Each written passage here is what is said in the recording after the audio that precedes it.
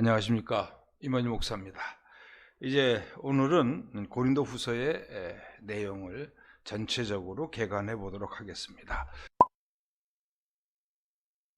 고린도 후서 1장 1절과 2절의 그 짧은 편지의 서두에 이어서 환난, 고난이죠. 환난과 위로라는 이 두 단어로 엮어가는 위로의 글이 아름답게 기술되고 있습니다.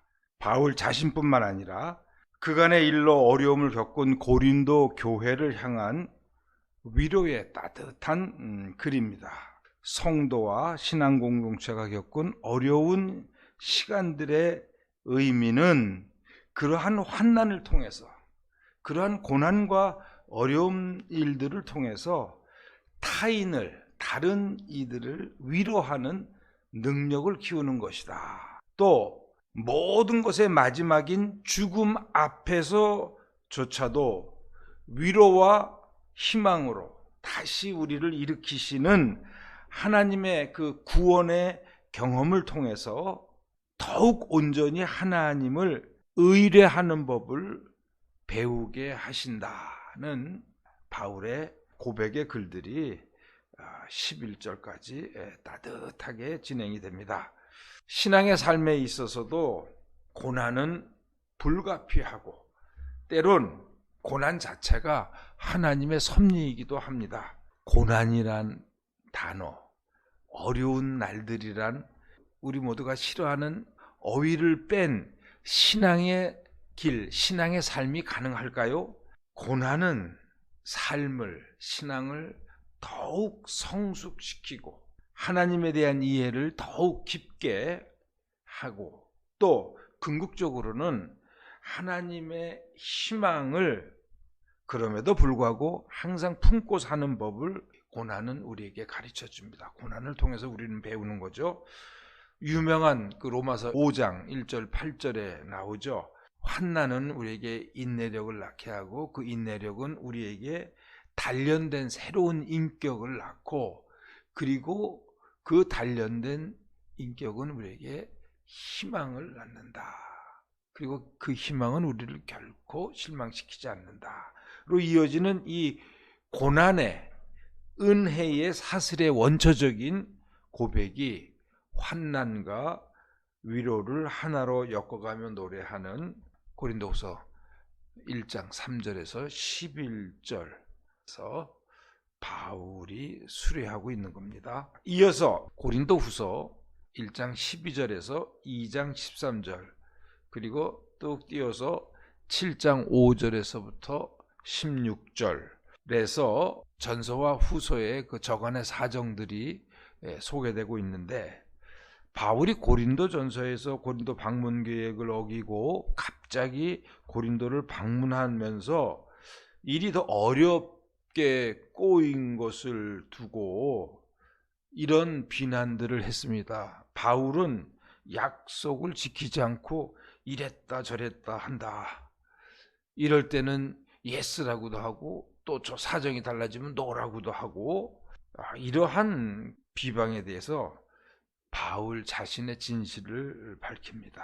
예수 그리스도 안에서는 늘 예입니다. 그리고 자기가 가고자 했지만 계획을 어기고 갔던 것은 여러분들을 위해서라고. 그런데 이런 마음을 어떻게 이게 입증할 수 있겠어요? 결국 하나님만이 아시는 진실이라면 하나님께서 밝혀주시는 거죠. 그러면서 자신은 늘 하나님 앞에서 산다고, 두 마음을 갖지 않은 늘 하나님 앞에 산다고 그렇게 발명합니다. 격한 감정의 그 눈물의 편지를 쓰게 된 동기를 이제 2장 4절에서 이하에서 기술한 후에 두 번째 방문 시 바울을 심하게 대했던 그 고린도 교인을 향한 아마 이 사람은 이제 고린도 교회에서 쫓아냈죠. 출교를 시킨 거죠.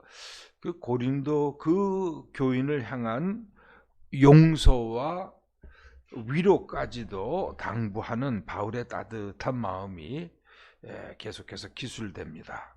1장 12절부터 기술되는 이 2차 방문 후에 불거졌던 일, 그 눈물의 편지를 쓰게 된 동기, 그 후에 고린도 교회의 회개와 돌아서고 문제를 일으킨 사람에 대한 용서, 바울이 기다리지 못하고 드로아에서 마케도냐로 건너가게 된 것들에 대한 2장 13절까지의 바울의 술회가 2장 14절 이어지는 7장 4절, 2장 14절에서 7장 4절을 훌쩍 뛰어넘어 가지고 7장 5절로 바로 이어서 읽으면 그 내용이 깔끔합니다. 그곳에서 디도를 만났고 고린도 교회의 뉘우침의 소식을 듣고는 기뻐하는 바울의 마음이 숨김없이 쭉 기술이 되는데, 왜 2장 14절에서 7장 4절이 이렇게 편지의 중간을 끼고서 긴 내용들이 여기 들어와 있는가? 이런 이유로 이 2장 14절에서 7장 4절의 내용은 또 다른 서신의 내용들이 여기에 삽입된 것으로 보는 학자들이 많습니다. 그러나 이 안에 2장 14절에서 7장 4절의 안에 또 주옥 같은 말씀들이 많이 있죠. 먼저 2장 14절에서 3장 18절을 보면 그 14절 17절에서 아름다운 단어들이 수식어를 바꿔가면서 먼저 소개됩니다. 그 아름다운 단어가 뭐냐면 향기입니다. 근데 그 앞에 그리스도를 아는 지식의 향기, 또 그리스도의 향기, 생명의 향기, 그리고 나서 16절에서는 죽음의 냄새라는 단어가 나옵니다. 생명의 향기와 정반대죠.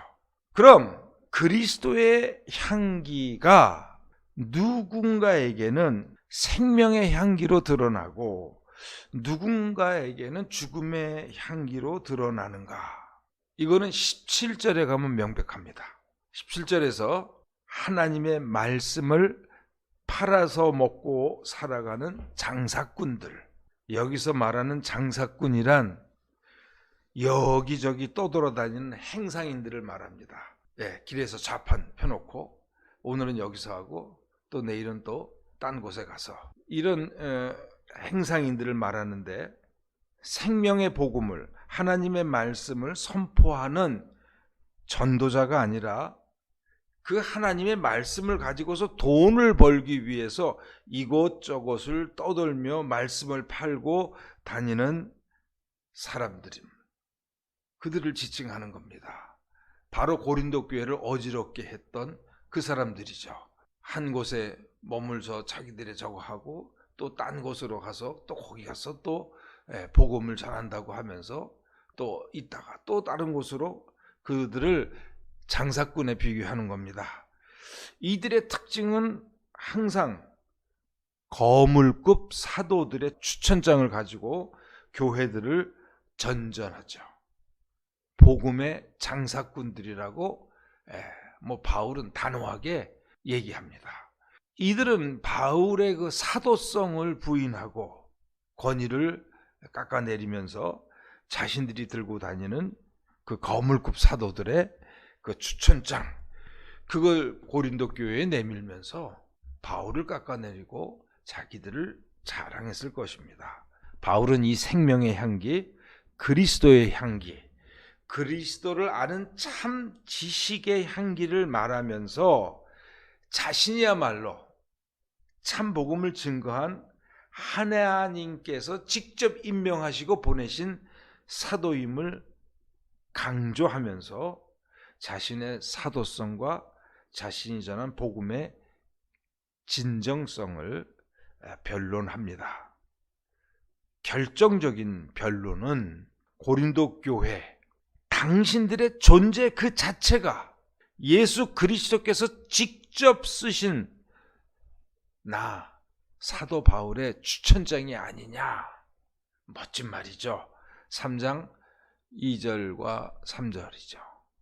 여러분들이 내가 그리스도의 사도인 것을 여러분들이 바로 추천장이다. 여러분, 이러한 그 내용들은 오늘날에도 그 2000년 전에 고린도 교회 사정과 다를 바가 없습니다. 복음의 장사꾼들, 그들이 내세우는 인간적인 화려한 이력과 추천장들. 그렇지만 진실은, 참된 진리는 말이 아니라 어디요? 그 열매를 보아서 안다고 예수님도 말씀하셨죠. 복음의 진실이 그 사람의 삶에서, 그 사람의 인격에서 생명의 향기로 드러나느냐. 생명의 향기로 가득 찬 교회 자체가 그 어떤 목회자를 그리스도께서 보증하시는 하나님의 친필의 추천장이라는 것은 오늘날에 있어서도 아무리 강조해도 지나침이 없습니다. 싸구려 향수처럼 처음 맡을 때는 강하게 자극하며 그럴듯하지만 시간이 지나면 악취로 변질하는 그런 복음의 장사꾼들이 예나 지금이나 참 많습니다. 그런데 이들만 탓할 게 아닙니다. 그러한 장사꾼들은 언제나 있는데, 그러한 장사꾼들이 우리 교회에 올 때, 교회에 들어올 때 그들이 가짜인지 진짜인지 그들을 구별할, 분별할 예수 그리스도를 바르게 아는 정말 이 지식의 향기가 우리 교회에는 있는가? 이것을 또 우리는 우리 자신에게 언제나 물어봐야 합니다. 아마도 이들 복음의 장사꾼들은 유대계 그리스도인들이라는 것을 말씀드렸습니다. 이 유대계 그리스도인들은 자신들의 그 유구한 모세의 율법의 전통, 또 거기에 입각한 교리, 종교의 제도, 그런 것에다가 예수 그리스도의 복음을 더 씌워서 전했을 것입니다. 바울은 이에 대해서 아주 분명한 어조로 반박을 하죠. 율법의 너울을 쓰고 온갖 전통과 교리와 제도로 하나님과 그리스도를 해석하려는 시도는 바른 복음이 아니다. 3장 13절 14절입니다. 오직 성령을 통해서 조명되는 그리스도의 복음 안에서 이 희미하게 보는 너울은 벗겨지고 그리스도의 삶에서 드러난 참 하나님의 영광을 우리는 바라보게 된다는 겁니다. 하나님의 영광을 그리스도를 통해서 직접 우리가 볼 수 있다는 겁니다. 환하게 밝게. 그리고 그것을 바라볼 뿐만 아니라 우리도 하나님과 같은 영광의 모습으로 변한다. 신앙은 결국 하나님의 성품을, 잃어버렸던 하나님의 성품을 우리가 되찾아가는 거잖아요. 이제 그것은 하나님의 영광을 우리가 바라보며 그 같은 모습으로 우리도 변하는 거죠. 이 변화된 모습이 생명의 향기고 그리스도를 아는 참 지식의 향기입니다.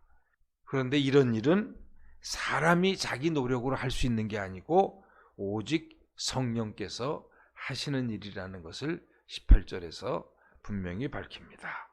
이제 그리고 나서 질그릇 속에 감춰진 우리들의 속사람, 남들이 알지 못하는 속사람, 여기에 대해서 4장 1절부터 5장 10절까지 아주 아름다운 글들이 계속 이야기됩니다. 이 질그릇 속에 감춰진 속사람, 여기에 대한 바울의 고백 어린 진술은 신앙의 삶이 도대체 뭐냐에 대한 그것을 밝혀주는, 그것을 이야기해주는 명문장 중에 명문입니다. 질그릇같이 깨어지기 쉬운 그 육체의 옷을 입고서 하나님의 영광의 빛을 향해 살아가는 그 신앙의 삶에는 항상 낙심할 만한 일들이 사방에서 죄어온다는 것입니다. 참 어울리지 않죠. 하나님의 영광의 빛을 바라보며 나아가는 이 신앙의 삶에 왜 우리가 절망하고 낙심할 만한 일들이 늘 사방에서 죄어오는가, 우리의 삶을. 그렇지만 예수 그리스도를 통해 하나님의 영광을 아는 이 지식의 빛은 이 모든 죄어오는 낙심할 만한 일들을 극복하고 이겨내기에 충분하다는 거, 그래서 이 지식의 빛은 생명의 힘이요 향기입니다. 그래서 8절, 9절에서 5장 이렇게 바울이 고백하죠. 삶이 온갖 어려운 일로 죄어들어도 움츠러들지 않고 답답한 일을 당해도 낙심치 않으며 박해를 당해도 결코 버림받지 않으며 거꾸로뜨림을 당해도 망하지 않는다. 이건 분명히 바울 자신의 경험에 빗대어서 말하는 순례입니다. 예수의 죽임당하심, 그 예수님의 고난을 우리는 늘 내 몸에 짊어지고 다닌다라는 이 4장 10절에서의 바울의 고백은 우리가 늘 명심해야 합니다. 이러한 예수의 삶을 내 삶에 짊어지고 다닌다는 이 고백적인 삶이 먼저 우리의 삶 속에서 선행될 때 그 다음에 뭡니까? 4장 10절에서 말하는 예수의 생명도 또한 우리의 삶 속에 나타난다는 겁니다. 이 예수의 생명이 우리의 삶 속에 나타나는 게 뭡니까? 그것이 바로 부활의 삶이죠. 그러므로 우리는 낙심하지 않는다.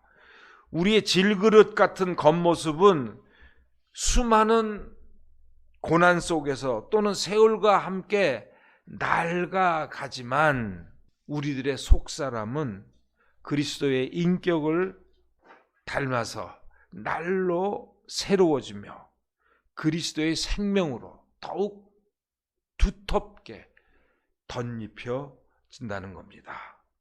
이것이 부활의 신비입니다. 이 보증으로 이것을 우리의 삶 속에서 이루어 주시는 하나님의 인감 도장으로 우리에게 오신 분이 바로 성령님이시다. 여러분 감사합니다.